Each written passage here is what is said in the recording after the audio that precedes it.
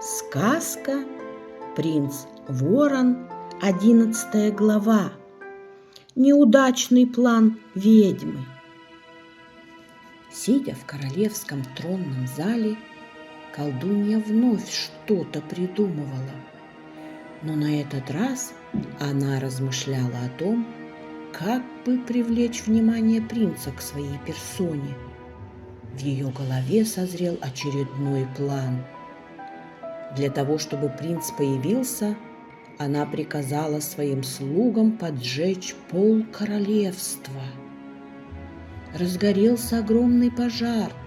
Люди кричали, пытались своими силами потушить пламя. Ведьма стояла неподалеку, наблюдала за всем происходящим и наслаждалась людским несчастьем. Люди в отчаянии стали звать на помощь. И тут в небе, как и задумала ведьма, появился ворон. Она быстро обмазала себя сажей и побежала в дом, где пламя уже погасло и тлели только отдельные головешки. Она намеренно подожгла свою одежду и стала кричать: «Помогите! Горю! Кто-нибудь спасите!» Принц усмирил пламя одним взмахом своего крыла, сделал еще один круг, убедился, что все в порядке, полетел обратно. Пролетая мимо одного дома на окраине, он услышал крики о помощи. Он увидел молодую женщину, на которой горела одежда. Ворон тут же подлетел к ней, ухватил ее осторожно когтями и замахал на нее крыльями. Пламя погасло, и молодая девушка обмякла, откинув голову назад. Злодейка притворилась, будто потеряла сознание. Ворон взмахнул крыльями, взлетел, держа в руках девушку. Но он не полетел в свой замок, а, отлетев на безопасное расстояние, опустил ее на землю. Уменьшился до размеров обычной птицы, сел на ветку ближайшего дерева и стал наблюдать. Через минуту ведьма очнулась, подняла голову и посмотрела по сторонам. Никого рядом не было. Она даже не заметила, что за ней кто-то наблюдает. Злодейка осмотрелась еще раз и с недовольным видом сказала: «Что, опять? Все коту под хвост!» С досадой и раздражением произнесла она и добавила: «Ну и куда девался этот принц? Он бросил меня одну и улетел? Он что, не увидел моего лица? Но ведь у меня лицо этой девки. Мой план не сработал?» Спрашивала она сама себя. От злости забила ногами о землю, как капризный ребенок. Пока ворон летел в свой замок, он думал о том, что с ним только что произошло. Он вспомнил, как он услышал крики о помощи, подлетел к девушке и посмотрел на нее. Он увидел Анисию, очень обрадовался и одновременно испугался за нее, ведь на ней горела одежда. «Анисия, я нашел тебя!» Но когда обхватил ее своими лапами и взлетел, то не почувствовал той теплоты и легкости, которые были у замарашки. Напротив, он ощутил леденящий холод. «Нет, это не она. Это просто женщина, похожая на нее. Это не моя Анисия». Он вспомнил, как, держа женщину в лапах, отлетел на безопасное расстояние и положил ее на землю. Она лежала без чувств. Он уменьшился до размеров обычной птицы, сел на ветку и стал наблюдать. Он вспомнил, как женщина открыла глаза, огляделась по сторонам. На ее лице было удивление и раздражение. А когда она скривила лицо и со злобой произнесла: Что, опять? Все коту под хвост? Он окончательно понял: нет, это точно не Анисия. Это просто злая женщина с лицом, как у нее. Взмахнул крыльями и улетел подальше от этого места. Ворон, подлетая к своему выступу, увидел чудовище. Оно стояло у изгороди и смотрело вдаль. Его фигура напомнила ему кое-кого. Он поймал себя на мысли, что это уже было, и что точно так же его встречала та, кого он не смог забыть. Он опустился на площадку и зашагал на своих лапах по земле. Чудовище повернулось и пошло, как и прежде, вслед за ним. Его тихие шаги были похожи на те, которые принц всегда узнавал и радовался, слыша их позади себя. Он думал: если бы я не знал, что за мной идет это безобразное несчастное создание, я бы подумал, что это идет Анисия. В этот момент он заволновался, и его сердце забилось быстрей. Воспоминания о ней вновь нахлынули на него. Он махнул крыльями и, дабы отогнать эти мысли от себя, полетел вперед. Он не хотел думать о том, что заморашка могла его предать и уйти, не сказав ни слова. Колдунья вернулась в замок, злая от того, что ее план не сработал. Ведьма влетела в свои покои, начала все бить, швырять, раскидывать, ревела и кричала на весь замок. Она никак не хотела оставлять свой коварный замысел выйти замуж за красавца-принца и на законных основаниях править королевством. Это уже превратилось в навязчивую идею. Так прошел ее день, и всю следующую ночь она не сомкнула глаз, а к утру придумала новый план. Она приказала своим слугам пойти в лес и принести ей горсть черных муравьев. Когда они выполнили приказ и принесли ей, она схватила их и удалилась в свою потайную комнату, держа в руках муравьев. Злодейка приступила к колдовству. Она руками нарисовала в воздухе какие-то знаки.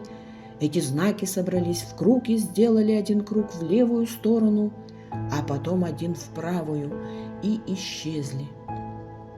На их месте в воздухе появилась шкатулка с черным колдовским порошком. Она взяла коробочку с муравьями и осыпала их черным порошком и прошептала: «Ползите по земле к замку ворона и наблюдайте за ним. Будьте моими глазами и ушами и днем, и ночью. Найдите его уязвимое место. Когда в небе сменится 3 солнца и 3 луны, возвращайтесь обратно ко мне».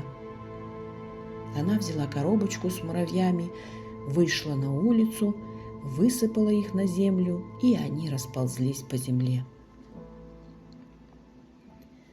Совсем недавно, гуляя, Анисия обнаружила хоть и заросшую, но вполне проходимую дорожку в зарослях, которая вела прямо в лес. Утром она решила сходить в ближайший лес за свежими травами и корешками. Взяла свою корзинку, накинула ее на плечи и пошла. Ворон, увидев, как косматое чудовище идет в сторону леса, развлечения ради последовал за ним. Незаметно, перелетая с ветки на ветку, он следовал за чудовищем. В этом лесу заморашка нашла место, где росло много ее любимых корешков и полезных лекарственных трав. Она набрала целую корзину. Когда собралась уйти, то услышала журчание воды. Раздвинула заросли и увидела ручеек. Это был еще один ручеек, но уже другой. и она, как и тогда, решила посмотреть, куда он течет. Каково же было ее удивление, когда она пришла к тому же самому озерцу, в котором она однажды купалась. Девушка решила снова искупаться в нем. Быстрыми шагами и с радостью она подошла к берегу, положила корзинку на землю, разделась и, оставшись в одной спальной сорочке, она подошла к воде. И в этот момент на ее спине исчез горб, волосы распрямились и черным сияющим каскадом свисали с плеч. Лицо стало белоснежным, прекрасным, с легким румянцем на щеках, губы стали розовыми и нежными. Ветер зашевелил деревья, ветки отогнулись, и принц увидел Анисию. Он словно онемел. Сердце радостно и сильно забилось в его груди. Ворон хотел крикнуть «Анисия!», но его голос куда-то пропал. Он не смог ничего произнести, кроме своего «Кар!». Девушка, услышав этот знакомый крик ворона, оглянулась в его сторону и произнесла: «Ах ты, проказник!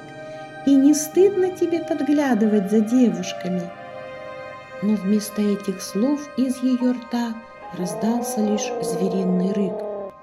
Вся ее красота исчезла в тот же миг, и в воде стояло чудовище с большим горбом на спине, с косматыми волосами и кривыми зубами, торчащими изо рта. Принц все понял. Он взмахнул крыльями и улетел к себе. Анисия оделась, быстро нашла дорогу обратно и вскоре тоже вернулась в замок. Целых 3 дня ворон избегал встреч с чудовищем. Он боялся спугнуть его и очень не хотел, чтобы Анисия вновь покинула его. Он делал вид, что очень занят, подолгу задерживался в лесу и поздно прилетал в замок, когда Анисия уже спала. Но однажды Замарашка проснулась в своей постели утром и услышала знакомое «Кар!», что означало на вороньем языке утреннее приветствие. Она очень обрадовалась и, поднявшись с кровати, подошла к окну, где на подоконнике прохаживался ворон взад-вперед с виноватым видом. Девушка взяла аккуратно птицу на руки, погладила его голову далее по спине и сказала: «Я не сержусь на тебя за то, что ты приглядывал за мной, ведь ты птица и имеешь право сидеть на любой ветке и летать там, где захочется». На этот раз ее рык прозвучал намного тише и нежнее. Он был похож на урчание, на милое урчание взрослого тигра. Они оба смотрели друг на друга. Анисия внимательно посмотрела в его глаза. Ей показалось, что она уже видела этот взгляд. В нем было столько нежности и любви, что от этого взгляда ее сердце забилось сильнее. Она поставила ворона на подоконник и снова погладила его по голове и по перышкам на спине. С этого момента они вновь стали неразлучными, как и прежде. Где бы ни была Замарашка, с ней повсюду был ворон. Конец 11 главы. Мои дорогие друзья, закончилась 11 глава. У нас с вами останется еще одна глава, и ее я вам прочитаю в следующем видео. А пока подписывайтесь на мой канал, ставьте лайк, нажмите на колокольчик, чтобы не пропустить следующее видео. Это нужно для того, чтобы еще дети могли услышать эту сказку. Ну а я с вами прощаюсь. До следующей встречи и сладких вам сладких снов.